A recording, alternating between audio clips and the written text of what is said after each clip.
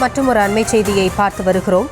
டெல்லியில் நிகழ்ந்தது தற்கொலைப்படை தாக்குதலாக கூட இருக்கலாம் என்ற சந்தேகம் எழுந்திருக்கிறது. டெட்டனேட்டர் பயன்படுத்தி தாக்குதல் நடத்தப்பட்டிருக்கலாம் எனவும் சந்தேகம் எழுந்திருக்கிறது. அது குறித்தான அண்மை செய்தியை பார்த்து வருகிறோம். ஹரியானா, ஜம்மு காஷ்மீர் மாநிலங்களிலும் விசாரணை அமைப்பினர் இது குறித்து விசாரித்து வருகின்றனர். விவரங்களோடு இணைகிறார் நம்முடைய செய்தியாளர் வெங்கட்ரமணன். விவரங்களை வழங்கலாம். டெல்லி கார் வெடிப்பு சம்பவம் தற்கொலைப்படை தாக்குதலாக இருக்கலாம் என்ற சந்தேகம் இருந்திருப்பதாக காவல்துறை தரப்பில் தகவல் என்பது தெரிவிக்கப்பட்டிருக்கிறது. ஏன்னா காலையில ஜெய்ஷே முகமது அமைச்சருக்கு தொடர்பாக உள்ளிட்ட பல்வேறு கோணங்கள்ல விசாரணையை மேற்கொண்டு வருவதாக தகவல் வெளியான நிலையில இந்த டெல்லி கார் வெடிப்பு சம்பவம் தற்கொலைப்படை தாக்குதலாக இருக்கலாம் என்கின்ற ஒரு சந்தேகம் எழுந்திருப்பதாக காவல்துறை தரப்பில் தெரிவிக்கப்பட்டிருக்கிறது. இந்த கார் வெடிப்பு சம்பவம் கார் வெடித்திருக்கிறது, எதனால் அந்த கார் வெடித்திருக்கிறது உள்ளிட்ட கோணத்துல தற்பொழுது விசாரணையை என்ஐஏ என்எஸ்சி அந்த கோணத்தில் விசாரணையை தீவிரப்படுத்தியிருக்கிறது.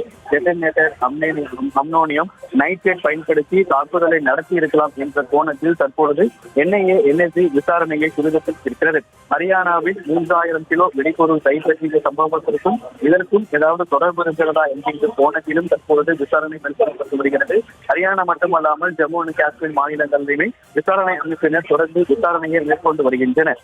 இரண்டாவது நாளாக இந்த கார் வெடிப்பு சம்பவம் நிகழ்ந்த அந்த இடத்துல தடவியல் நிபுணர்கள் சோதனை மேற்கொண்டு வருகிறார்கள். குறிப்பாக நேற்று தினமே சம்பவம் நிகழ்ந்த 10வது நிமிடத்தில் டெல்லி காவல்துறை அங்கு சென்று பல்வேறு விசாரணை அந்த இடத்தை கட்டுக்குள் கொண்டு வந்து அதற்கு பிறகாக என்ஐஏ என்எஸ்சி உள்ளிட்ட தடவியல் நிபுணர்கள் பல கட்ட சோதனைகளை மேற்கொண்டனர். இந்த நிலை இரண்டாவது நாளாக தடவியல் நிபுணர்கள் சோதனை மேற்கொண்டு வரக்கூடிய நிலையில இந்த டெல்லி கார் வெடிப்பு சம்பவம் தற்கொலைப்படை தாக்குதலாக இருக்கலாம் என்கின்ற ஒரு கோணத்திலுமே விசாரணை என்பது தற்பொழுது காவல்துறை தரப்பு என்ஐஏ என்எஸ்சி உள்ளிட்ட தரப்பினர் மேற்கொண்டு வருகின்றனர்.